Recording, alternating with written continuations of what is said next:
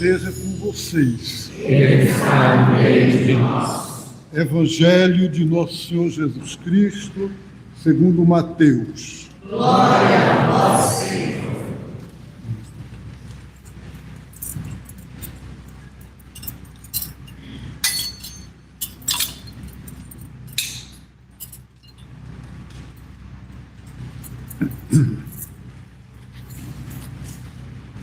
Naquele tempo, partindo dali, Jesus viu um homem chamado Mateus. Ele estava sentado na coletoria de impostos. Jesus lhe disse: segue-me. Mateus se levantou e seguiu a Jesus. Depois, Jesus estava à mesa na casa de Mateus. Vieram muitos cobradores de impostos e pecadores e sentaram à mesa com Jesus e seus discípulos. Alguns fariseus e religiosos viram isso e perguntaram aos discípulos: por que vosso mestre come com cobradores de impostos e com pecadores? Jesus ouviu a pergunta e respondeu: não são as pessoas que têm saúde que precisam de médico, e sim os doentes. Aprendei, pois, o que significa: eu quero a misericórdia e não o sacrifício. De fato, eu não vim para chamar os justos, e sim os pecadores. Palavra da salvação. Glória a vós, Senhor. Aleluia.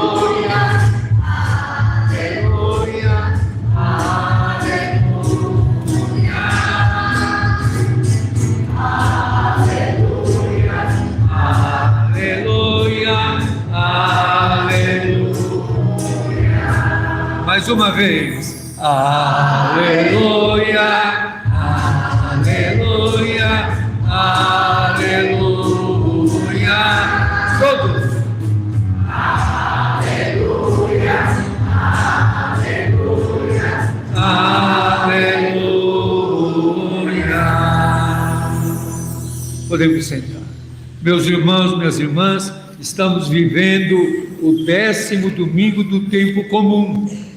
E aí a gente pode fazer uma confusão na cabeça dizendo: mas era Páscoa, agora já voltou no tempo comum, teve Corpus Christi. A liturgia é uma pedagogia e vai nos fazendo caminhar contemplando Jesus. E a primeira frase da leitura de Oséias é muito tocante, me toca muito quando diz: é preciso saber segui-lo para reconhecer o Senhor. É isso que é o caminho que nós vamos fazendo, segui-lo para reconhecê-lo. Nós seguimos Jesus para conhecê-lo e o conhecemos para seguir. Nós não podemos dizer: primeiro eu vou conhecer, saber que garantias eu vou ter, saber se vai dar tudo certo, para depois seguir. Não tem. Você segue conhecendo, conhece seguindo. E na leitura que nós ouvimos de Paulo aos Romanos, ele vai dizer: firmou-se na esperança e na fé. Firmou-se na esperança e na fé, contra toda clareza. Nós muitas vezes, para seguir Jesus, temos que caminhar na contramão. Todo mundo gosta de observar se está na mão ou na contramão. E diz: não entra por aqui, porque aqui é contramão. No segmento de Jesus, nós vamos sempre na contramão. Se o segmento de Jesus, outro dia me chamaram a atenção, porque eu falo sempre isso, Marcelo, o segmento de Jesus é conflitivo. Não dá para seguir Jesus e achar que está caminhando um caminho tranquilo, sereno, sem conflitos, sem desafios, sem dificuldades. O caminho do segmento de Jesus na contramão. Você entra de patinete e vem um caminhão do outro lado. Então, a contramão é perigosa. Não estou dizendo para ninguém infringir a lei do trânsito, porque a multa da contramão é alta, né? Mas na vida, na história, nós temos muitas vezes que estarmos na contramão. Vejam agora a encíclica do Papa Leão sobre a dignidade humana e a inteligência artificial, já agitou o Vale do Silício, lá nos Estados Unidos, não é isso? Agitou o Vale do Silício, porque o Papa está chamando a atenção que a inteligência artificial é uma imitação. A inteligência artificial não tem consciência e ela sabe repetir aquilo que já foi dito, aquilo que está fragmentado, aquilo que está espalhado, não traz uma novidade de consciência crítica e ética. E já estão criticando o Papa Leão porque ele está na contramão. Ele vai falar sobre a inteligência artificial, chamando atenção. Aí alguns já disseram, mas isso é assunto para o Papa? O Papa devia de falar se é para pôr véu ou tirar véu, se é para usar comprido ou curto, e falar qualquer outra coisa. E o Papa vai justamente falar, 135 anos depois da Rerum Novarum, de Leão XIII, ele vai falar sobre o grande desafio que a humanidade está vivendo e vai pôr critérios éticos para a inteligência artificial. Servir aos pobres, não estar na mão dos poderosos, não ser usada para manipular e dominar as pessoas, mas que tenha como critério o bem comum, a ética, que tenha como critério não estar na mão de poderosos que com isso dominam a informação. Hoje, a grande questão é o domínio da informação. Quem tem domínio da informação, e o Papa vai dizer de uma maneira muito forte, nós não somos algoritmos, nós somos pessoas, somos rosto, voz, não algoritmos. Aí o Papa precisou ir na contramão. Isso sem dizer, e tenho instado muito a que todos leiam a exortação apostólica de Lex Ite, que é a primeira exortação apostólica do Papa Leão, e que em muito vem da equipe do Papa Francisco sobre amor aos pobres. Vocês querem coisa mais repugnante ou fora do esquadro no momento que nós vivemos do que falar amor para os pobres? Amor para com os pobres é um assunto que não cola, é um assunto que não interessa. O que interessa hoje é como eu vou ficar rico, como é que eu vou ser amigo dos poderosos, como é que eu vou ter influência. E o Papa vai dizer que o amor aos pobres é essencial no cristianismo, faz parte da própria essência do cristianismo. Nós estamos vivendo numa cidade sectária, numa cidade cheia de apartheids. Às vezes nós temos impressão de que porque podemos andar livremente pela cidade, o que é uma ilusão também, porque os pobres andam amarrotados e apertados no metrô ou do transporte público. Nós vemos as diferenças gritantes da cidade. E você pode morar em São Paulo 80 anos e não conhecer a cidade, não conhecer a periferia da cidade, não conhecer onde moram os pobres. Num feriado prolongado como esse de agora, muita gente diz: a cidade está vazia. Não está vazia, não. Principalmente nas periferias, está lotado de gente. E lotada de pessoas que não têm acesso à água potável, que não têm saneamento básico, que não têm acesso à proteção contra o frio, nem contra o calor. Então a cidade está muito dividida. Vejam aqui no nosso bairro, na Moca, esse ano não abriu a tenda de baixas temperaturas e não abriu o abrigo emergencial para os irmãos de rua. Há 30 anos esse abrigo é aberto. Esse ano, depois de 30 anos, não abriu. Está fechado. Não está tendo nada lá, está fechado só. Porque o povo que preza pela dignidade fez um abaixo-assinado imenso de que não é digno acolher os moradores de rua na quadra do Centro Esportivo da Moca. Então está lá fechado, está bonito, fechadinho. E quem vai na Praça Barão de Tietê, perto da UPA, vai ver dezenas de pessoas dormindo na calçada. Mas a consciência desse povo de bem não fica perturbada de vê-los dormindo na calçada no frio, mas ficam tranquilos porque o centro esportivo não foi ultrajado, está fechado. E não há operação baixas temperaturas. Saber segui-lo para reconhecer o Senhor é segui-lo nesses caminhos e reconhecê-lo nos mais pobres, como diz a exortação apostólica de Lex IT. Dizer tudo isso é incômodo. E dizer tudo isso na celebração é dizer, está usando o altar para falar o que não deve. Aqui é para falar de outras coisas.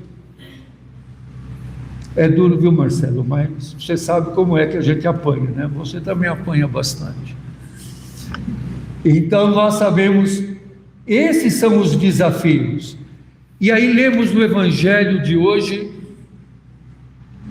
que Jesus viu um homem chamado Mateus. É muito interessante logo dizer o nome desse homem, porque ele era um coletor de impostos. E os coletores de impostos no tempo de Jesus eram escolhidos, mas não tinham um salário. Eles, da própria porcentagem do imposto que eles cobravam, eles tiravam a parte deles. E era imposto para o Império Romano, era imposto para aqueles que dominavam o povo.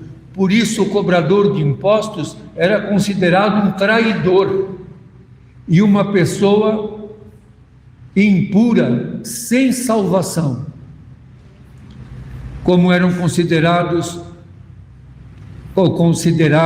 as mulheres prostituídas, os chamados pecadores, que não teriam salvação.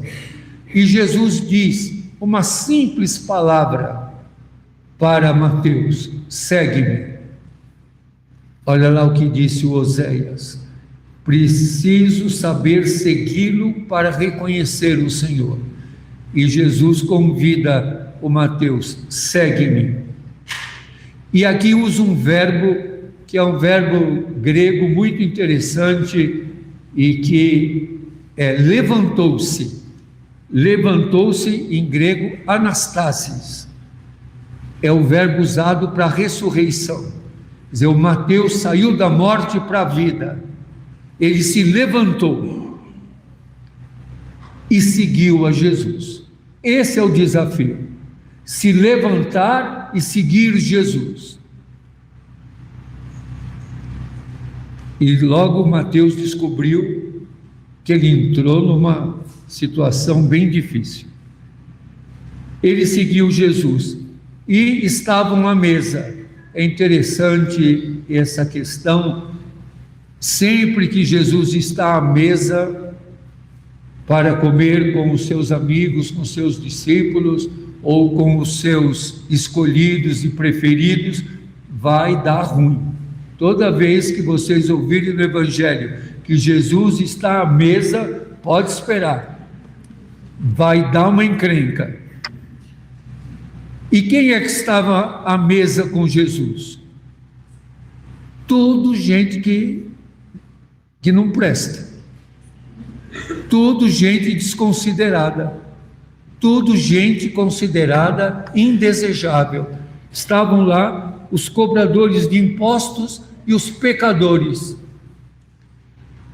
Jesus, aqui na nossa sociedade, no dia de hoje, toda vez que convidava para almoçar, ia dar confusão, né? Porque sempre ele convidava e ia almoçar com pessoas desacreditadas, sem salvação. Esse texto responde uma pergunta: com quem é que Jesus andava? Tem até um ditado estranho em português que é: diga-me com quem andas e eu te direi quem és. Jesus só andava com gente estranha, com gente indesejável, com gente desconsiderada. Por isso que alguns fariseus, quando fala alguns fariseus, quer dizer, todos os que pensam como os fariseus, viram isso e perguntaram aos discípulos. Eles não tinham coragem de perguntar para Jesus, eles perguntam para os discípulos: por que o vosso mestre come com cobradores de impostos e pecadores? As regras da comida judaica eram muito rigorosas, porque não tinha pratos e garfo e faca, tinha pratos comuns, onde todos punham a mão para pegar a comida. E se aquela pessoa era considerada indesejável, ela contaminava a comida.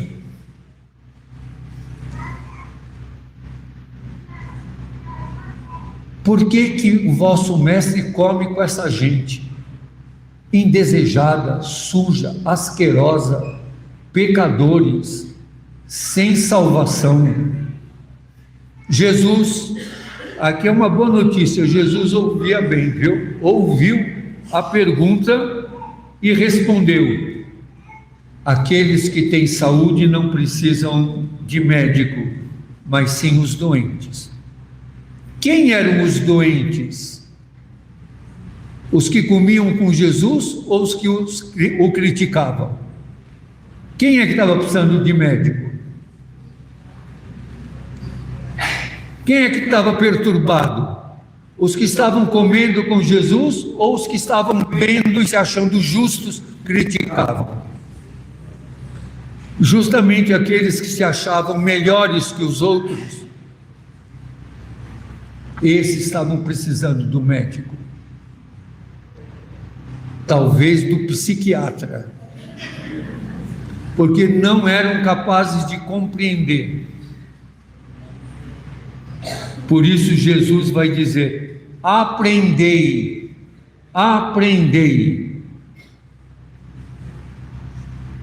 O que significa quero misericórdia e não sacrifício.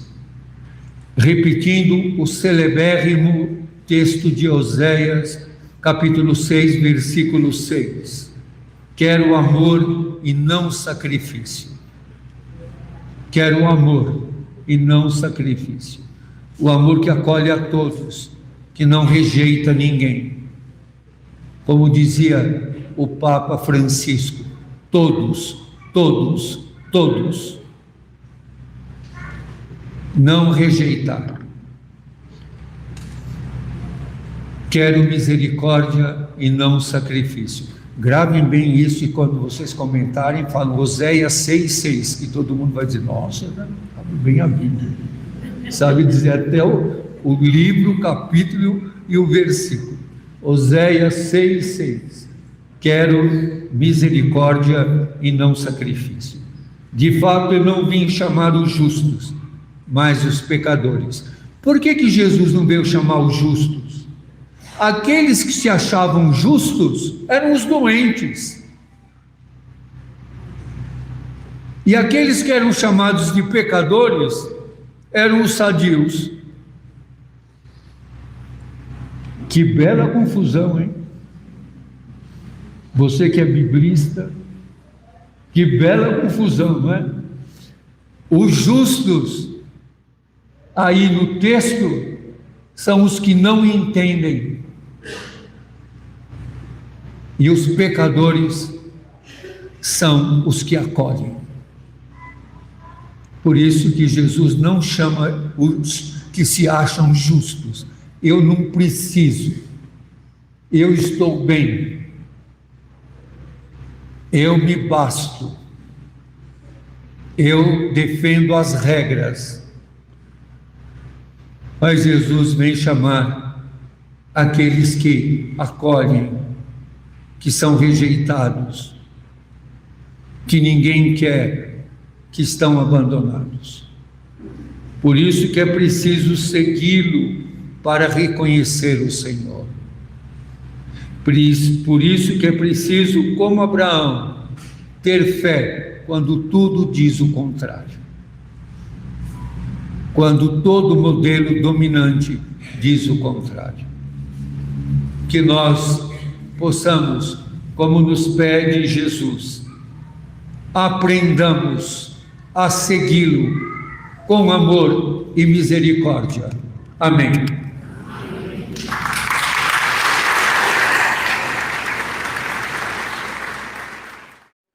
Gostou do que acabou de ouvir, do que acabou de ver?